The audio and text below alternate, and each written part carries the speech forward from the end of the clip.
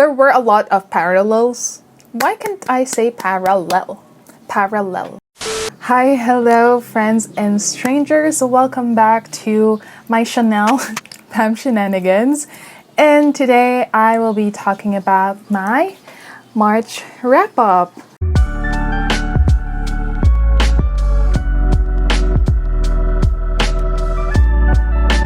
And I know it's already almost the end of April and I'm still doing this, but whatever. And my outfit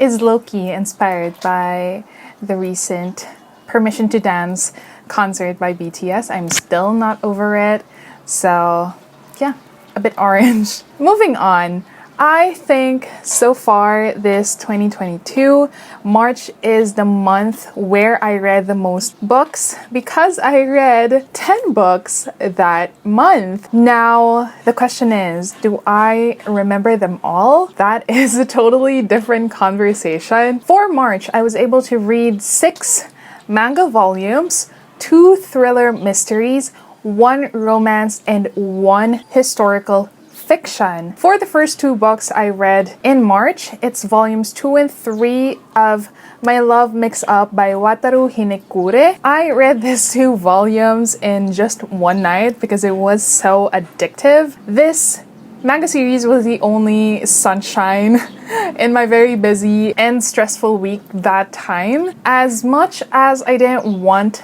it to end so quickly, I couldn't help but turn page after page because of how adorable and hilarious the story is. It's an instant 5 stars for me. Then, around that time, the audiobook of Finlay, Donovan, Knocks Him Dead by Elle Cosimano was already available via Libby, so I had to read it while reading the succeeding volumes of My Love Mix-Up. I gave this book, Finlay, Donovan, Knocks Him Dead, 4 stars. While I did enjoy this sequel, it wasn't as fun to read as the first one. Finlay Donovan is killing it. So if a very quick gist of Finlay Donovan is killing it.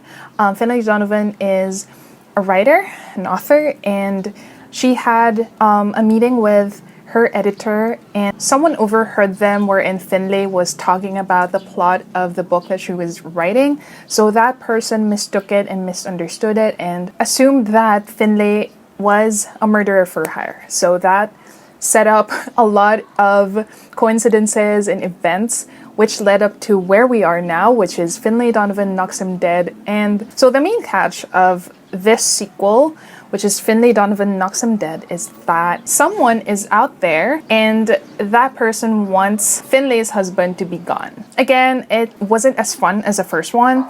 The twist didn't hit as hard and the plot gets convoluted at times, but the very big but is you don't pick this series up for the rationality or the sensibility of the characters and the plot. What I loved about the first Finlay Donovan book and this sequel is that it stayed true to itself, meaning it was very over the top, it was convenient, fun, and funny. So a cozy mystery thriller that has pretty brutal action that won't leave you squeamish.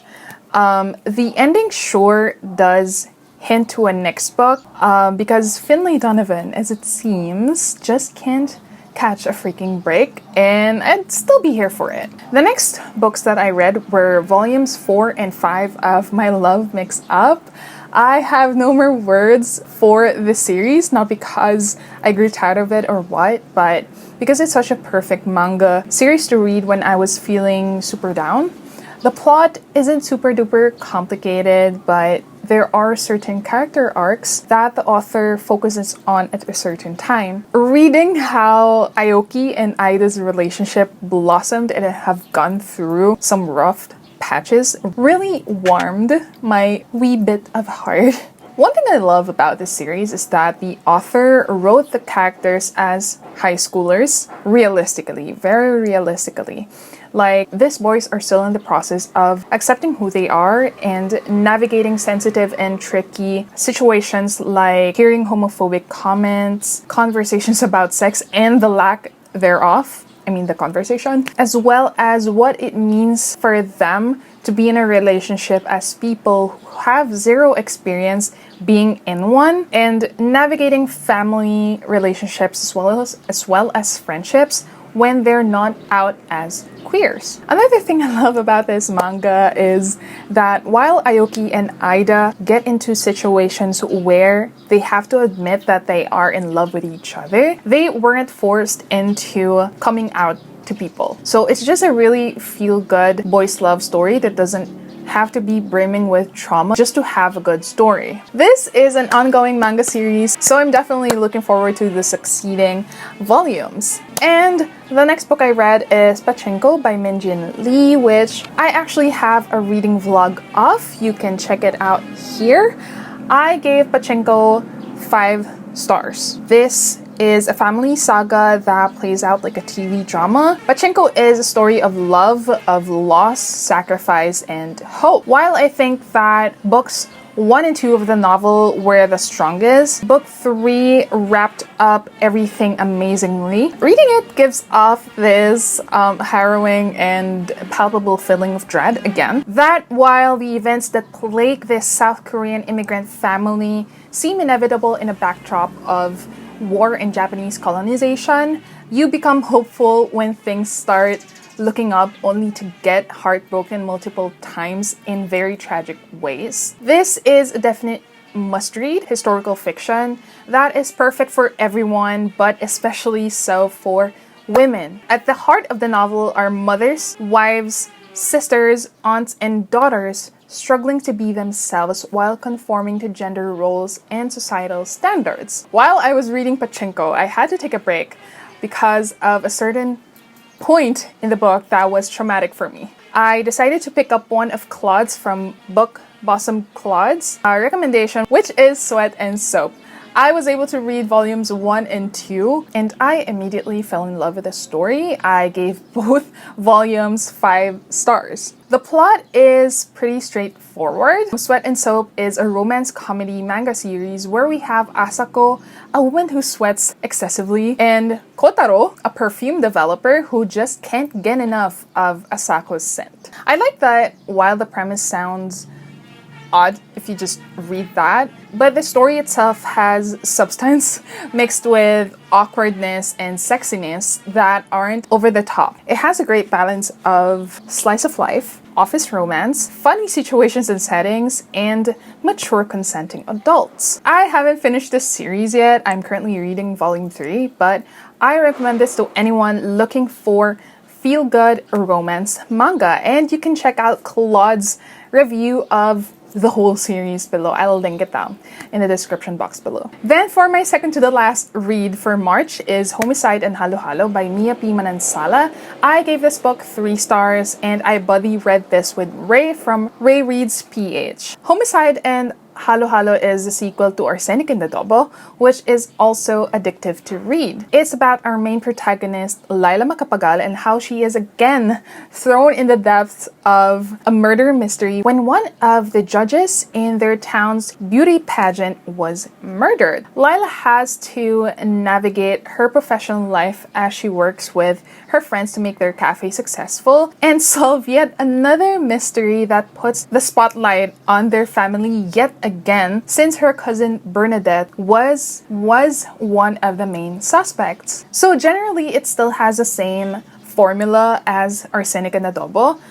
Food, murder, mystery, family, suspects, motives, and even more food. It's super intriguing, which would make you want to read more and more. The chapters are also very short. I like the added touch of the conversations surrounding mental health and seeking help. Lila still cannot get over what happened months ago, which actually happened in Arsenic and Adobo, and is finding it challenging to accept the fact that she may have symptoms of PTSD and seek therapy. While I was feeling a bit lukewarm towards the series, I'd still recommend it to readers looking for cozy mysteries, brimming with food references and family dynamics. I just didn't like how the ending played out and was just confused as to why it ended that way. I just wished it ended differently instead. And for the last book, of course, I had to end